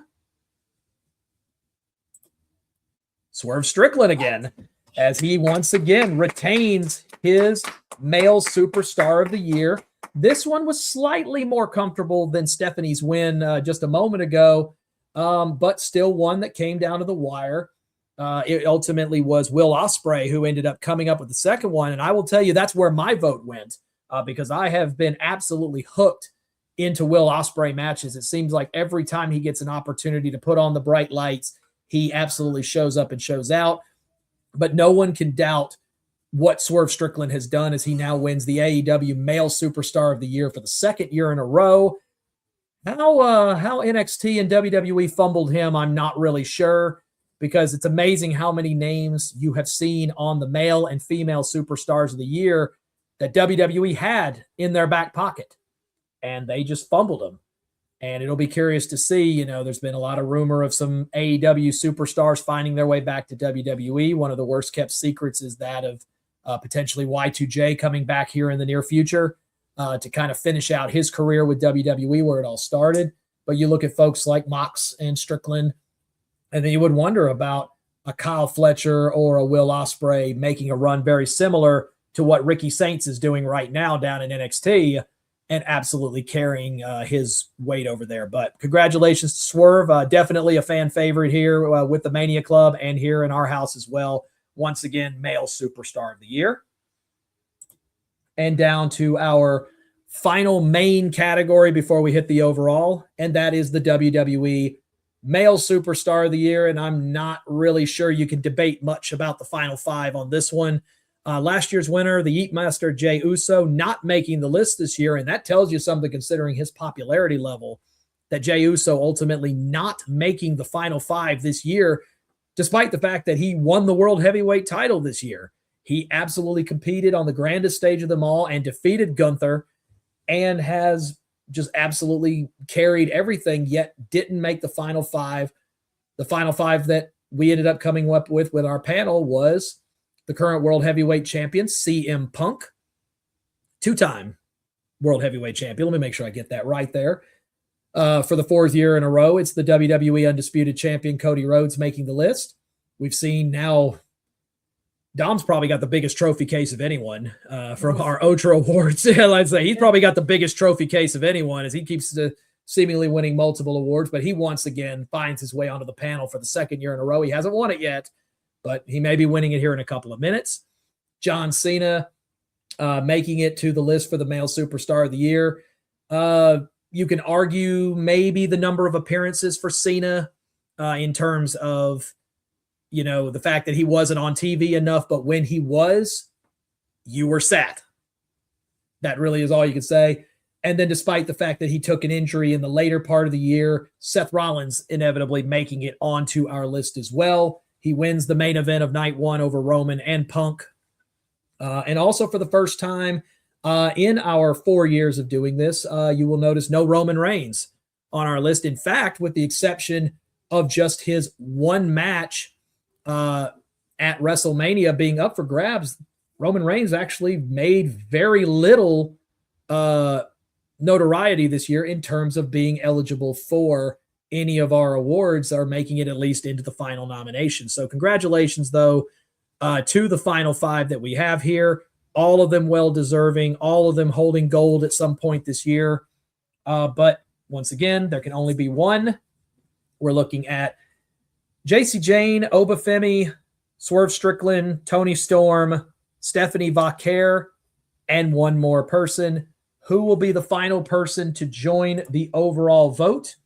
The winner of the 2025 Mania Club and On the Ring Apron Male Superstar of the Year goes to John Cena. And I do, and I said earlier, I thought that, maybe this might be more of a lifetime achievement award, but you can see this one came down to the wire between him and Dominic Mysterio. Actually finished second on that list.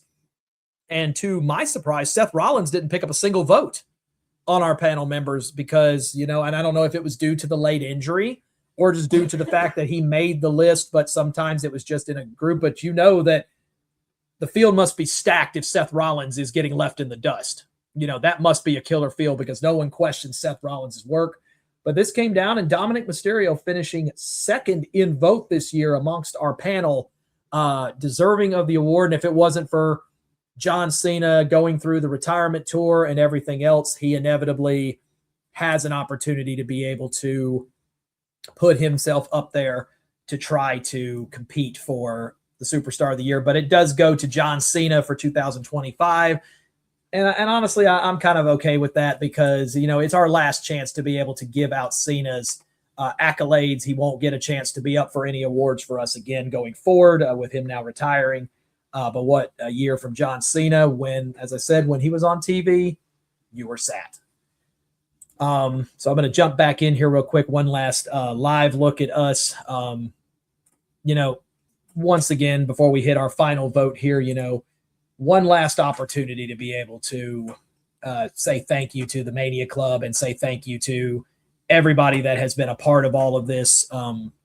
We're honored and blessed every day that we get a chance to do something like this. And we can't say thank you enough for trusting in us to handle something like this, to be able to trust us to really get the vibe and the vote of our Mania Club and our Ultraverse, and really let the people, whatever their definition of each wrestler, each story, each team, each stable, whatever it ends up being, an opportunity to be able to have their each unique voice heard, and as a result, pull it all together.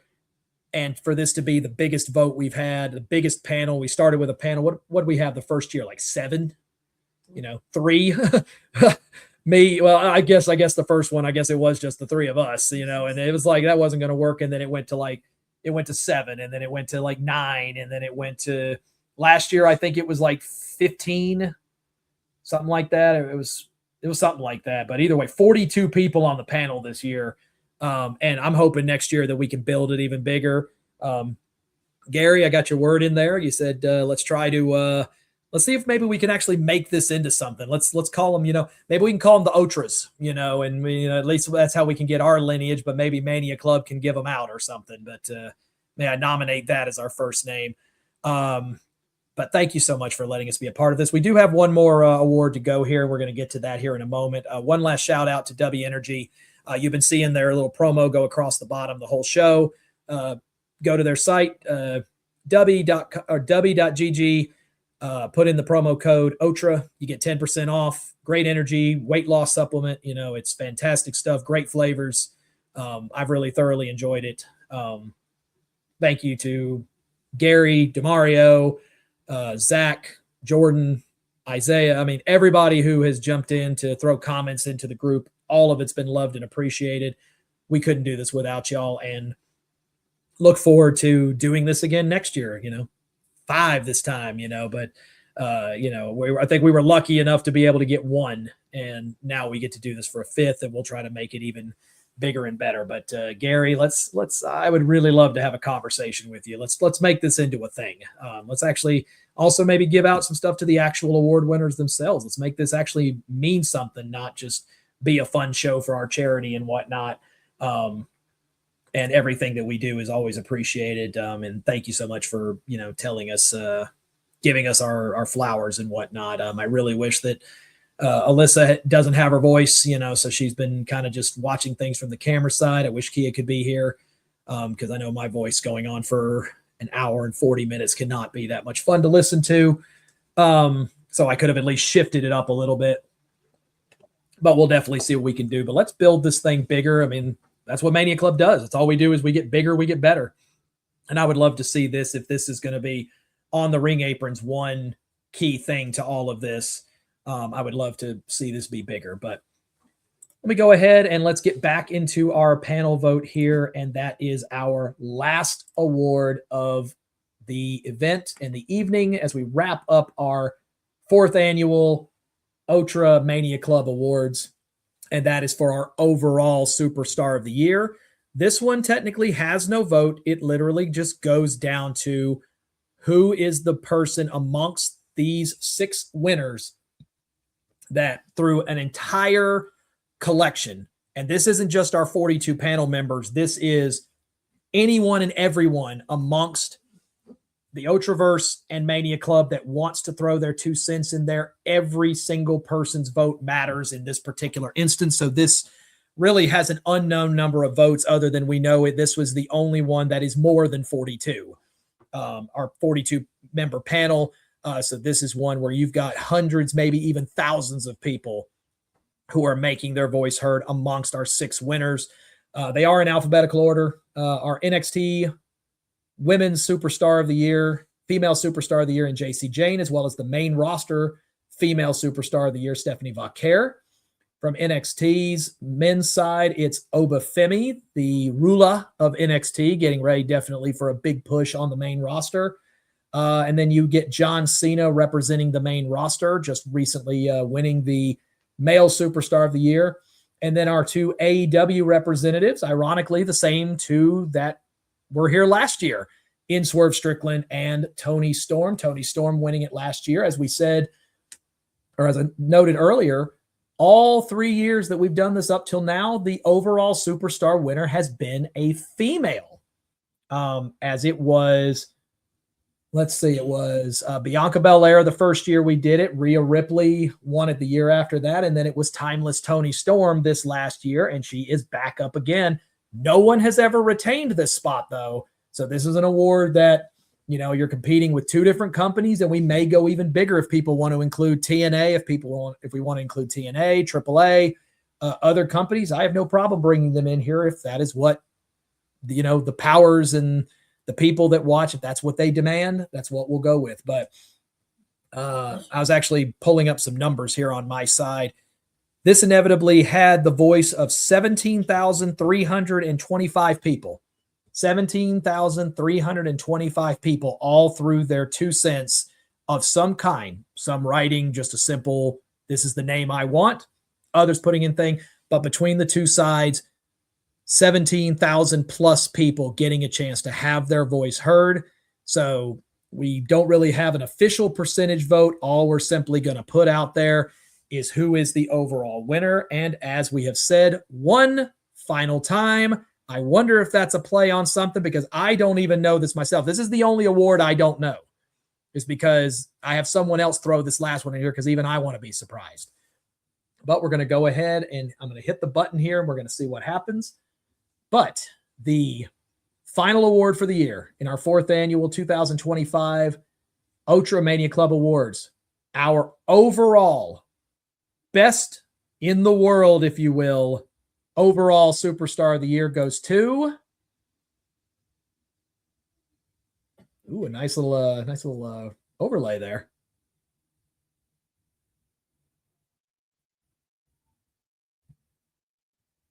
We'll pause for dramatic effect there. John Cena.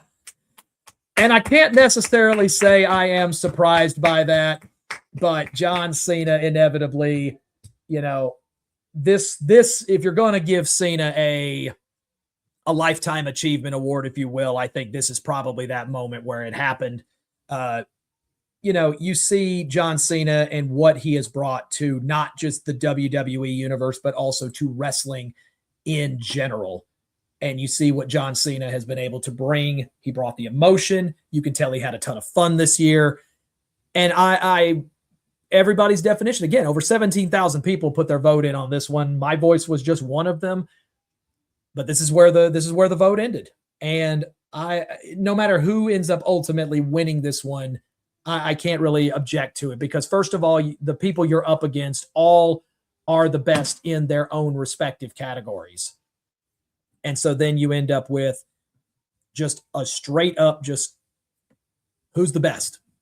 And whatever that means to you is what it means to the vote. And ultimately, it's John Cena taking the overall superstar of the year for 2025. What a run for the retirement tour that he gave us. What a moment that he allowed us to be able to be a part of all of this.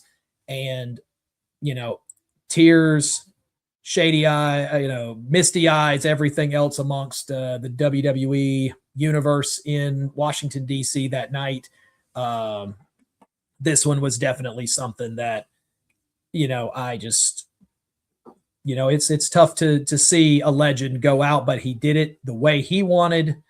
And I'm proud for the guy. I wish him all the best in his new ambassador role. I think we all can say that, in terms of, the fact of what he's brought to everybody within the WWE and just wrestling in general. He said, one of the things he said was, he wanted to leave it better than he found it. And I think he did that tenfold. And, our son, Landon, you've seen him many times on the show. He has modeled his entire life off of John Cena. I am thrilled and proud of the fact that he got a chance to meet John just before he announced his retirement at an event in Houston. And that was a moment 20 years in the making. And I'm really glad that he got that opportunity. So, I don't know if he'll see it or not. I know he follows us on Instagram or something like that. But John Cena, congratulations on being the overall superstar of the year for the Mania Club and Otra Awards. And I'm going to bring us back into here one last time. Just thank you to everyone. Again, this is not easy to put together. And I love to sit here and toot my own horn, but I can't do it without everybody that's involved. All of our panel members that were involved. Each one of you deserve, to be sitting up here high-fiving me. Maybe we'll do that one year. Maybe we can have an end of year get together where we'll do the Otra Awards at, some wing place or something. But at the end, whether I'm sitting here in my living room or whether, we get an opportunity to be able to do all of this, I'm just happy that we get to be a part of all of this. Gary Fonseca, thank you so much for being in our group throughout the evening. DeMario, much love to you. My best friend from Mania Club, without doubt. He has always been our advocate. He's been our guy that has been willing to be the voice for On the Ring Apron, to give us the inside track into some opportunities that he would be the first person to tell you, he's not giving us any of this because we, we're friends with him or whatever. He says, you guys put in the work, you guys put in the effort. TME is what Mania Club's all about. And there are a lot of times where, you want your work to be appreciated, you want your work to be seen, and he makes sure that anything that On the Ring Apron has done for the Mania Club never, ever goes unnoticed. Isaiah, Zach, the list goes on and on and on and on. And I want to not list off a bunch of names just because of the fact that I know I'll forget someone. But all the members of our panel, you know who you were. Give yourself a pat on the back. Throw a comment on the bottom of this when it goes live on YouTube here, or the follow-up show and everything else. To Alyssa, Kia, Landon, Anna, Ava, Addison, Cassius, even though he can't talk, here in a home, you guys continue to push me forward. You guys continue to support this in every endeavor, and not just the fact that you watch as I put stuff like this together, but you also give me all the love and respect that, I need from it. And it means everything to me to see not just the work being broadcast for everyone to see, but also for an opportunity for us to make a difference. Because it's not just about the fact that On the Ring Apron wants to succeed. We want to see places like Mania Club. We want to see them succeed. And y'all help me keep going when you see those side plates stacking up, because I haven't done a plate exchange in a month, and you see there's 9 or 10 new ones over there, and they're like, get to it. It's a very friendly slap in the back of the head, but one that's appreciated. But I wouldn't do it without y'all. And I thank y'all for it. And, year 7, I hope is as good as, the rest of the years. I hope it's better, actually. But thank you. I know Alyssa, I'm sure, would have loved to put a little more of her 2 cents in there than she was able to. You did see her go into the chat. She's doing this from over behind the other side of the camera, but she's sending her love to everybody. But with that, I burned about 2 hours of y'all's time. As I said, I'd keep it to an hour and a half, and you knew I wasn't going to. But 2 hours seems to be about what it runs, and perfect timing in terms of getting people ready for football, for New Year's ball drops. Whether you're watching the Peach here in Atlanta, you're going to do the big ball in New York, or just watching some fireworks outside your house, or doing nothing more than just taking an adult beverage and then going on to bed as soon as the time hits. You might be looking at, let's see, 12 and a second, and I'm going to sleep. But whatever your New Year's plans are for the evening, be safe. Thank you for taking the time to watch us. And Gary and Zach both said it best earlier. 2026 is going to be something, and I am here for it. I am front and center for all of this, and I can't wait to see what we've got in store. With that, I sign off for the last time, one final time. Yes, this is the only year I can use that, because there can only be one Steve from On the Ring Apron, representing us, Mania Club, and the Champions of Hope Foundation, everything else that we do. Let's make 2026 our best year ever. But with that, I'm going to go ahead and sign us off, and we will see y'all next year. Much love to everyone. Peace.